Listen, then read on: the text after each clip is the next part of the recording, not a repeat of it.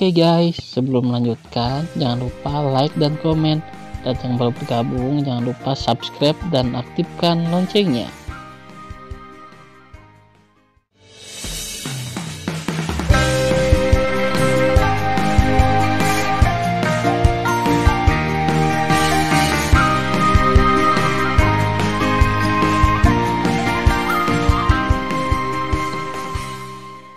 Episode 86. Melanjutkan cerita sebelumnya. Pada saat ini, Ouyang Qianqian sangat tersentuh.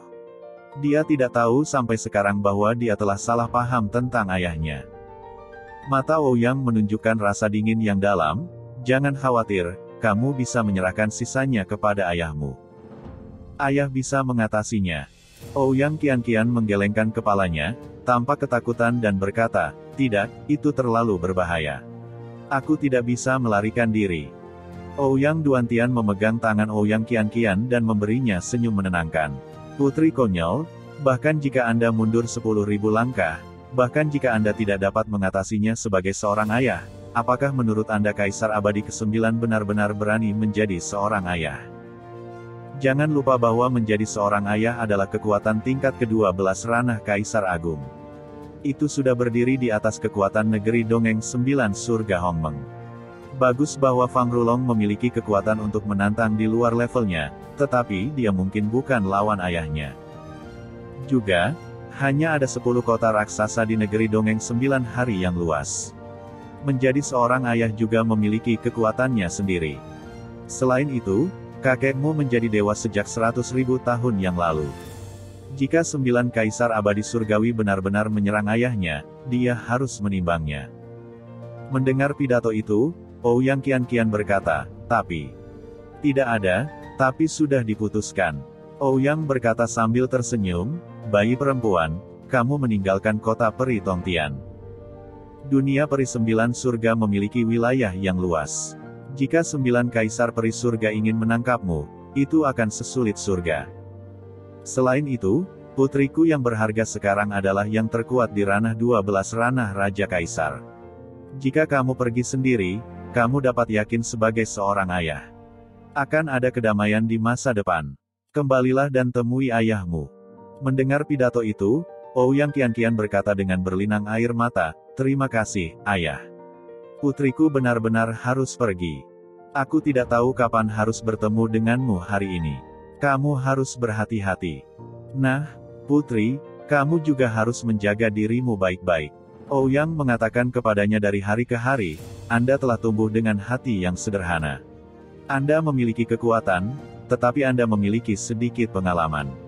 Kamu harus lebih berhati-hati ketika kamu sendirian, dan kamu tidak boleh menunjukkan wajahmu kepada orang lain. Ini topeng. Butuh ribuan tahun untuk memperbaikinya untuk ayahku dalam senjata ajaib ruang dan waktu. Jika kamu memakainya, tidak ada yang tahu itu kamu. Dengan itu, Ouyang memutar tangan kanannya, dan topeng wanita setipis sayap jangkrik muncul di tangannya. Ketika Ouyang Qianqian, topeng kulit manusia terpasang dan berubah menjadi sinar cahaya, yang tercetak di wajah Ouyang Qianqian. Tiba-tiba, penampilan Ouyang Qianqian berubah menjadi wajah gadis lain. Meskipun topengnya bisa disebut luar biasa, itu tidak bisa dibandingkan dengan penampilan aslinya. Putri, mulai sekarang, namamu Qianxian.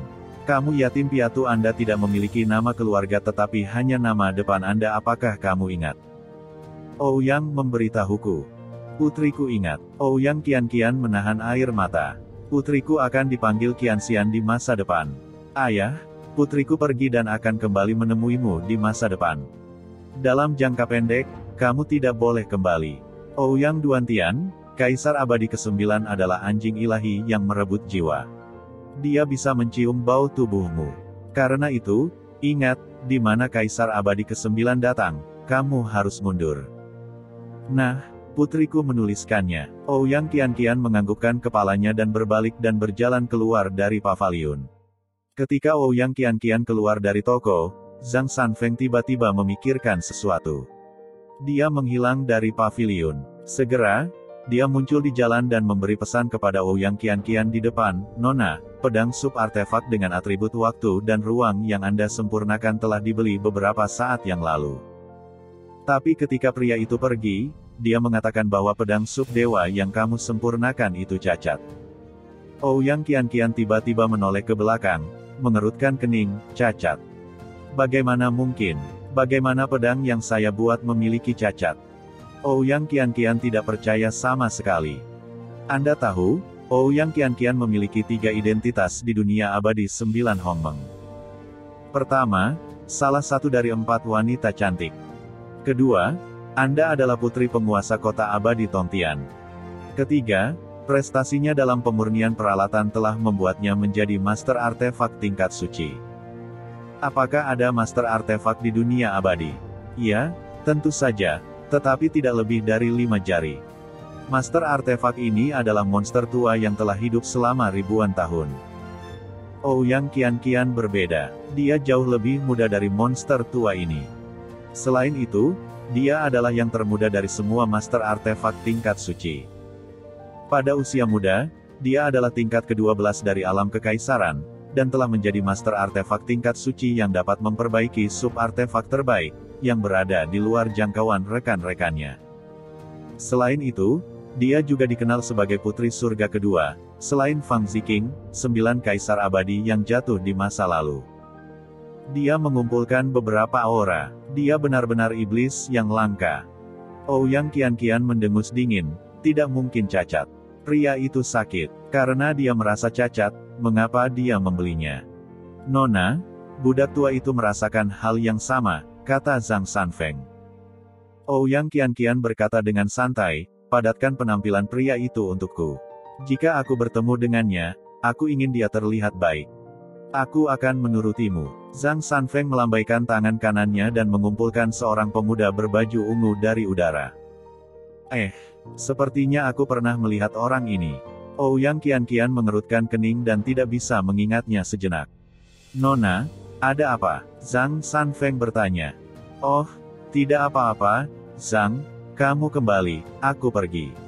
Setelah Ouyang Qianqian selesai berbicara, dia memandang Zhang Sanfeng dengan enggan dan berkata dengan lembut, Paman Zhang, hati-hati.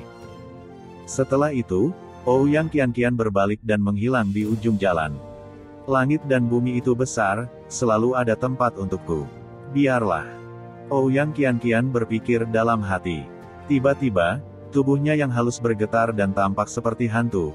Aku ingat, itu dia. Pemuda berjubah ungu yang membeli pedang sub ilahi yang saya buat bukanlah dunia abadi 9 hari yang baru saja naik lebih dari 80 tahun yang lalu dan diganggu oleh Wan Baoshan. Setelah saya menyelesaikan masalahnya, dia terkunci di tanah terlantar. Bagaimana dia keluar? Paman Zhang mengatakan bahwa dia baru saja membeli pedang sub ilahi beberapa saat yang lalu, jadi dia pasti belum pergi jauh. Saya ingin melihat bagaimana dia melarikan diri dari surga dalam penghancuran tanah terlantar. Bertekad, Ouyang Qianqian melepaskan pengetahuannya yang abadi dan menyelimuti kota Tongtian dalam 1 juta keabadian. Segera dia menemukan melalui pengetahuan abadi bahwa Tan Yun keluar dari toko, paviliun es dan api, di alun-alun. Itu benar-benar dia. Aku tidak akan pernah mengakuinya. Mata indah Ouyang Qianqian mengungkapkan warna yang sangat menakutkan, dan hatinya memicu gelombang besar, tingkat 7 ranah kaisar. Bagaimana ini bisa terjadi? Lebih dari 80 tahun yang lalu, dia hanya tingkat pertama menghukum abadi. Bagaimana dia bisa dipromosikan ke tingkat ke-7 ranah kaisar dalam waktu sesingkat itu? Siapa dia? Ouyang Qianqian sangat ingin tahu tentang Tan Yun. Sambil melepaskan pengetahuan peri, dia mengunci Tan Yun, dan terbang menuju Tan Yun diam-diam. Dalam proses terbang, Ouyang Qianqian bingung, dia terbang menuju gerbang kota. Apakah dia memperhatikan bahwa Nona Ben mengintipnya? Itu tidak mungkin. Meskipun aku berada di level 12 ranah kaisar, jiwaku sekuat tingkat level 4 ranah kekaisaran. Dia tidak punya alasan untuk memperhatikanku. Kemudian, Ouyang Qianqian mengikuti Tan Yun sepanjang jalan, terbang selama 3 hari, dan terbang keluar dari gerbang kota abadi Tongtian.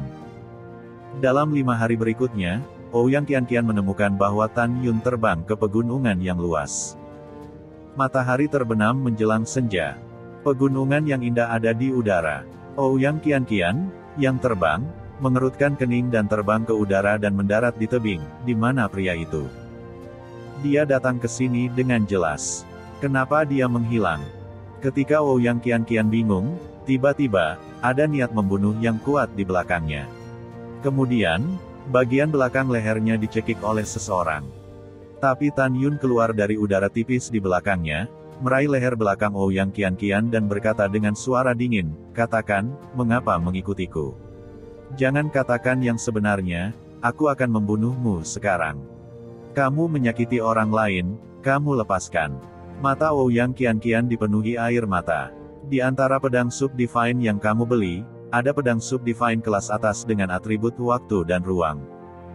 Saya memperbaikinya. Penjaga toko mengatakan kepada saya bahwa ketika Anda membelinya, Anda mengatakan itu rusak.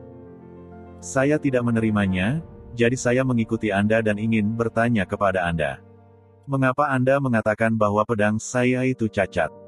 Mendengar pidato itu, Tan Yun mengangkat alisnya. Segera, setelah menampilkan mata ilahi Hongmeng, dia mencubit leher belakang Ouyang Qianqian dan memutarnya. Ouyang Qianqian tiba-tiba tampak kusam. Katakan padaku, apakah yang baru saja kamu katakan itu benar? Apakah kamu benar-benar memperbaiki pedang? Tanya Tan Yun. Ouyang Qianqian tampak membosankan dan berkata, itu benar. Mendengar ini, Tan Yun membuka ikatan murid Dewa Hongmeng, buru-buru melepaskan Ouyang Qianqian, menggenggam tinjunya dan berkata, gadis ini, maaf, ternyata salah paham. Pada saat ini, Ouyang Qianqian menatap Tan Yun, matanya yang indah menunjukkan kengerian. Dia sombong, bahkan jika dia tidak takut dengan kekuatan tingkat keempat ranah Raja Kaisar, tetapi dari pemuda itu, dia merasa nafas yang menakutkan. Dia tidak ragu bahwa jika dia bertarung dengan seorang pemuda berbakat di depannya, yang mati pastilah dirinya sendiri. Melihat Tan Yun tidak terlihat seperti orang jahat, ketakutan di mata indah Ouyang Qianqian berangsur-angsur menghilang. Kemudian, dia merasakan sakit yang membakar dari belakang lehernya, tetapi Tan Yun meremas kulitnya dan darah keluar. Dia berpikir bahwa dia tidak pernah diganggu sejak dia masih kecil, tetapi dia dihancurkan oleh pria di depannya. Dalam benaknya, dia memikirkan tampang baik ayahnya. Tiba-tiba, dia merasa bahwa dia dianiaya. Tik-tok. Tetesan air mata sebesar kacang meluncur di pipinya yang bisa pecah. Hei, kenapa kamu menangis? Aku tidak melakukan apapun padamu. Tan Yun tersentak di sudut mulutnya. Apa? Ouyang Qianqian menjulurkan jari giok, mengkliknya di belakang lehernya, berlumuran darah, dan meletakkan jarinya di depan Tan Yun.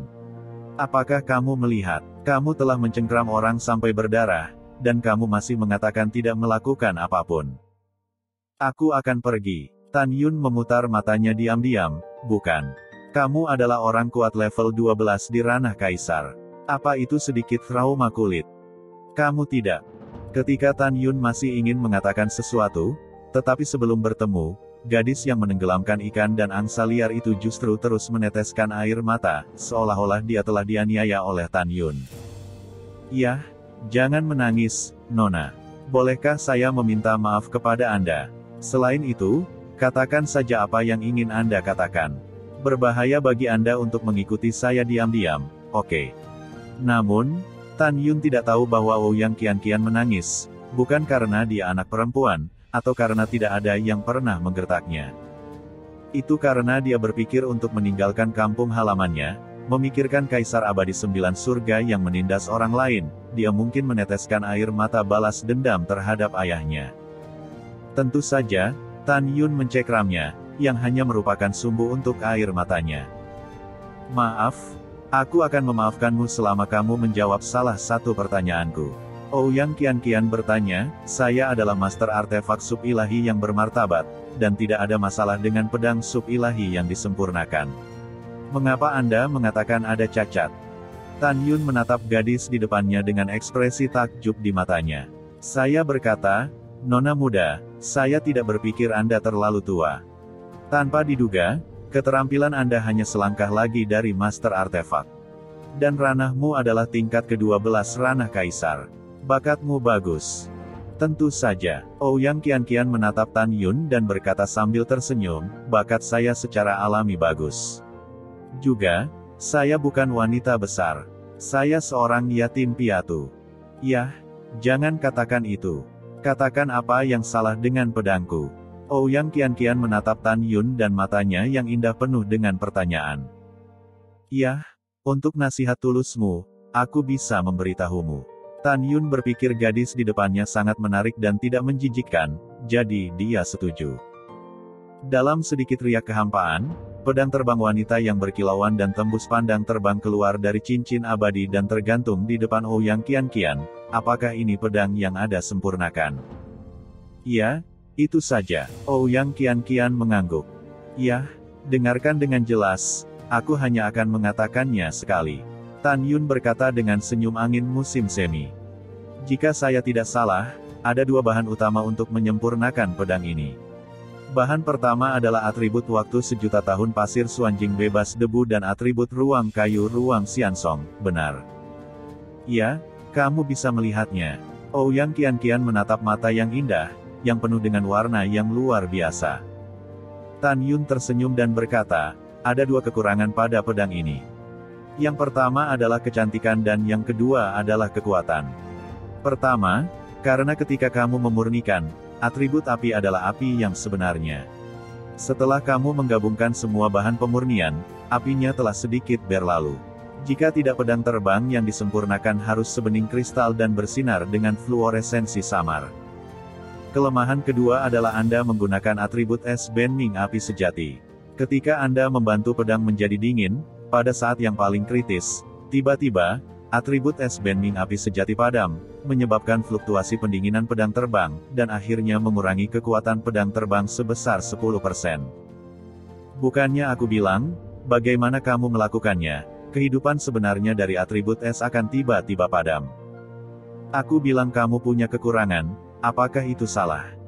Mendengar ini, Ouyang Qianqian tiba-tiba melebarkan matanya dan menatap Tan Yun dengan kagum. Pada saat yang sama, matanya mengungkapkan ekspresi keterkejutan yang ekstrim. Dia sedikit membuka bibirnya dan berkata, ya Tuhan. Kamu bisa menebak api sejati atribut esku ketika tiba-tiba padam. Kejutan di hati Ouyang Qianqian telah mencapai tingkat yang tak tertahankan. Dia ingat dengan jelas bahwa ketika dia memperbaiki pedang ini di ruang pemurnian, dia baru saja mendengar berita bahwa ayahnya berjanji untuk menikahi 9 kaisar abadi. Dia tercengang dan membuat api sejati dari atribut es padam.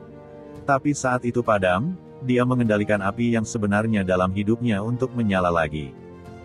Tetapi dia tidak dapat membayangkan bahwa pria di depannya dapat menghitung proses pemurniannya dengan sangat akurat hanya dengan melihat pedang. Lalu bukankah itu berarti pencapaian laki-laki dalam peralatan harus jauh di atas diri mereka sendiri? Memikirkan hal ini, Ouyang Qianqian memandang Tan Yun dengan kagum dan berbisik, kamu dapat melihat cacat dari sub ilahi terbaik. Bukankah kamu mengatakan bahwa keterampilan artefakmu telah mencapai master artefak? Apa peringkat master artefak kamu? Tan Yun mengangkat bahu. Apakah itu ada hubungannya denganmu? Yah, aku punya sesuatu untuk pergi. Mari kita ucapkan selamat tinggal. Setelah itu, Tan Yun naik di udara dan terbang ke pegunungan di timur. Hei, senior, jangan pergi. Roh Ouyang Qianqian terbang, naik ke langit, mengejar Tan Yun.